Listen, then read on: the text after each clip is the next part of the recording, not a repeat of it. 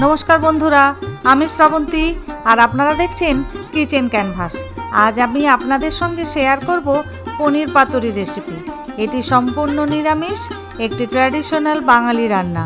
बानानोटाओ खूबই सोजा, गरम भातेर संगे खेते दारुण लागे। आसुन देखे निই आमार आजकेर रेसिपिटी।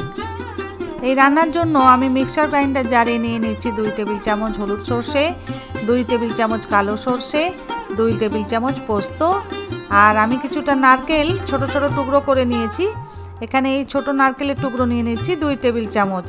এরপরে যোগ করে দিচ্ছি 1/4 টিস্পুন নুন আর হলুদের গুঁড়ো নিয়ে নিচ্ছি 1/4 টিস্পুন। যোগ করে দিচ্ছি টক দই 2 টেবিল চামচ, দিয়ে দিচ্ছি চিনি 1 টেবিল চামচ আর কাশ্মীরি রেড চিলি পাউডার নিয়ে নিচ্ছি হাফ চা চামচ। কাঁচা লঙ্কা যোগ করে দিচ্ছি 4টে আর সরষেটা যাতে তেতো না হয়ে যায় তাই আমি 2 কুচি বরফ যোগ করে দিচ্ছি। সরষের তেল নিয়ে নিচ্ছি 1 চা চামচ আর জল যোগ করে দিচ্ছি 4 টেবিল চামচ। জলের পরিমাণটা একটু খেয়াল রাখবেন কারণ খুব বেশি পাতলা হয়ে গেলে এই মিশ্রণটা পাতুরিটা বানানো যাবে না। আমি এবারে একটা চামচ দিয়ে সবকিছু ভালোভাবে মিশিয়ে নিচ্ছি। মিক্সি চালিয়ে আবার এটাকে বেটে একটা পেস্ট বানিয়ে নিচ্ছি।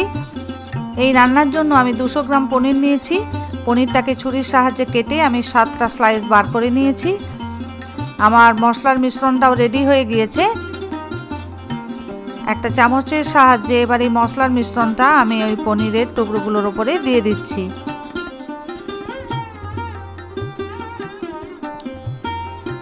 এই মিশ্রণটা আপনারা একটু গাঢ় দেখেই করবেন যাতে পাতুরিটা বানাতে সুবিধে হয়। আমি পনিরের টুকরোগুলোর ওপরে মিশ্রণটা লেপে দিয়েছি। এরপরে ওপর থেকে ছড়িয়ে দিচ্ছি 3 টেবিল চামচ সরষের তেল। আমি এখানে 2 টেবিল চামচ কালো সরষে ব্যবহার করেছি, তাতে ঝাঁঝটা একটু বেশিই হয়। আপনারা চাইলে 1 টেবিল চামচও ব্যবহার করতে পারেন। যোগ করে দিচ্ছি 1 চিমটি চিলি ফ্লেক্স। এটা অপশনাল, দিতেও পারেন নাও পারেন। আরও কিছুটা নুন যোগ করে দিচ্ছি। আমি এখানে আরও হাফ চামচ মতো নুন যোগ করলাম। এবারে সব কিছু ভালো করে মেখে নিচ্ছি।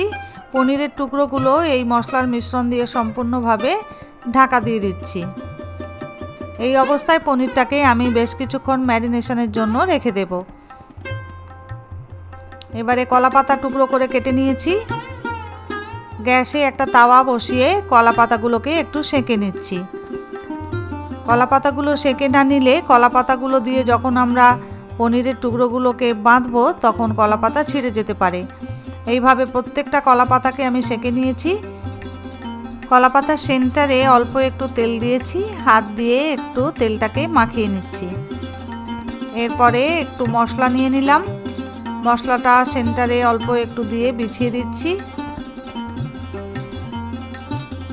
ওপরে দিয়ে দেবো পনিরের টুকরো। আবার পনিরের ওপরেও বেশ কিছুটা মশলার মিশ্রণ মাখিয়ে দিচ্ছি। আমি এখানে 1 টেবিল চামচ চিনি ব্যবহার করেছি, আপনারা চাইলে আরও একটু বেশিও নিতে পারেন। এরপরে দিয়ে দিচ্ছি অল্প একটু তেল আর একটা চেরা কাঁচা লঙ্কা ওপরে দিয়ে দিলাম। এরপরে কলাপাতাটা মুড়ে নেব। দেখুন প্রথমে দুধার দিয়ে মুড়ে নিচ্ছি, তারপরে ওপর নিচে মুড়ে নিলাম।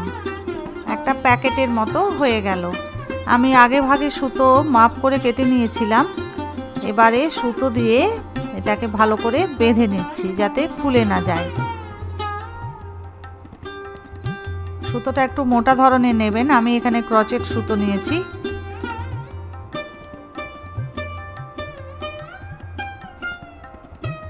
দেখুন আমার একটা পাতুরি রেডি হয়ে গেল। এমনি করে আমি বাকি পাতুরিগুলো রেডি করে নিয়েছি। এবারে একটা গ্যাসে প্যান বসিয়ে দিয়েছি, তাতে 1 চামচ মতো সরষের তেল দিয়ে দিলাম। তেলটা ভালো করে কড়াইয়ের গায়ে পুরোটা ছড়িয়ে দিলাম। এরপরে পাতুরিগুলো একে একে এই প্যানের ওপরে বসিয়ে দিচ্ছি। আজকে রান্নাটি আপনাদের কেমন লাগলো কমেন্ট করে আমাকে জানাবেন প্লিজ। আর যদি ভালো লেগে থাকে একটা লাইক করবেন। নতুন বন্ধুদের আমার চ্যানেলটি সাবস্ক্রাইব করে পাশে থাকার অনুরোধ রইল। আমার প্যানটা একটু বড় তাই একসঙ্গে সবকটা পাতুরি ওতে ধরে যাচ্ছে। আর একটা কলা পাতা কম হয়ে গিয়েছিল, তাই আমি বাগান থেকে একটা কুমড়ো পাতা এনে একটা পাতুরি কুমড়ো পাতায় করে নিয়েছি। চাপা দিয়ে দিলাম। এইভাবে 10 মিনিট রান্না হতে দেব। 10 মিনিট বাদে অন্য দিকটা ঘুরিয়ে দেব, আবারও রান্না করে নেব 10 মিনিট। 20 মিনিট বাদে ফিরে এলাম। দেখুন আমার পাতুরিগুলো রেডি হয়ে গিয়েছে, কলা পাতার রঙটাও চেঞ্জ হয়ে গিয়েছে। আর এই পাতুরি গরম ভাতের সঙ্গে খেতে দুর্দান্ত লাগে। নিরামিষ দিনে যখন আমরা বুঝতে পারি না যে কী রান্না করব, তখন সহজেই বানিয়ে নিতে পারি পনির পাতুরি। এটা বানাতে খুবই কম সময় লাগে এবং খুব কম উপকরণ দিয়েও বানানো যায়। আচ্ছা, এবার খুলে দেখা যাক ভেতরটা কেমন হয়েছে। আমি আস্তে আস্তে সুতোটা আগে খুলে নিচ্ছি। দুটো পাতুরি আমি এখানে নিয়েছি, সুতোগুলো খুলে দিচ্ছি। ভেতরটা এবার আপনাদের খুলে দেখাচ্ছি। দেখুন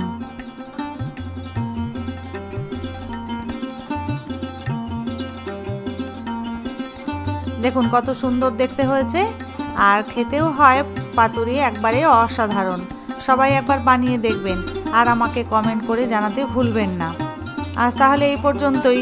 দেখা হবে আগামী দিন নতুন আরেকটি ভিডিও নিয়ে। সবাই ভালো থাকুন, সুস্থ থাকুন। সবাইকে অনেক অনেক ধন্যবাদ।